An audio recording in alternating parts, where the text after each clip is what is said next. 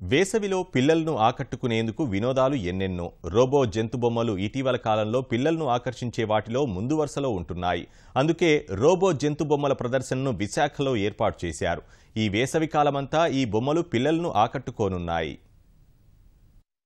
విశాఖ సముద్ర తీరంలో రోబోటిక్ జంతువుల ప్రదర్శన ఏర్పాటైంది. దాదాపు అన్ని జంతువులను రోబోటిక్ సాంకేతిక పరిజ్ఞానంతో రూపొందించి వాటికి కదలికలు, అరుపులు వంటివి జతచేశారు. పిల్లలు ఆస్వాదించే అన్ని హంగులను సమకూర్చారు.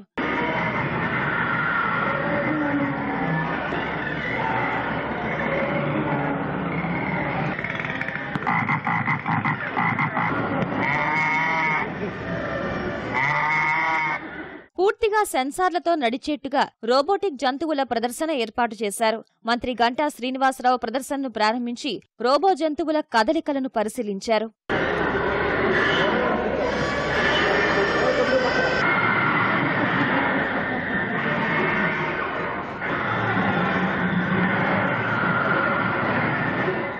సెల్ఫీ చిత్రాలు దిగేందుకు అనువుగా ఏర్పాటు చేసిన సామాగ్రి సందర్శకులకు కొత్త ఫోటోలను దిగేందుకు అవకాశమిస్తోంది.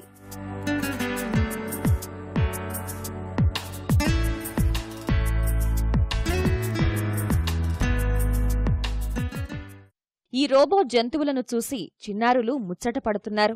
టైగర్స్ అన్ని అరుస్తూ చాలా బాగున్నాయి. ఎలిఫెంట్ తొండ ఊపడం, అది అరిస్తే బాగుంది. ఇక్కడ బొమ్మలన్నీ చాలా బాగున్నాయి, న్యాచురల్ గా ఉంది. రోబోటిక్ యానిమల్ అనే ఒక ఈ షో చూడగానే చాలా హ్యాపీగా అనిపించింది.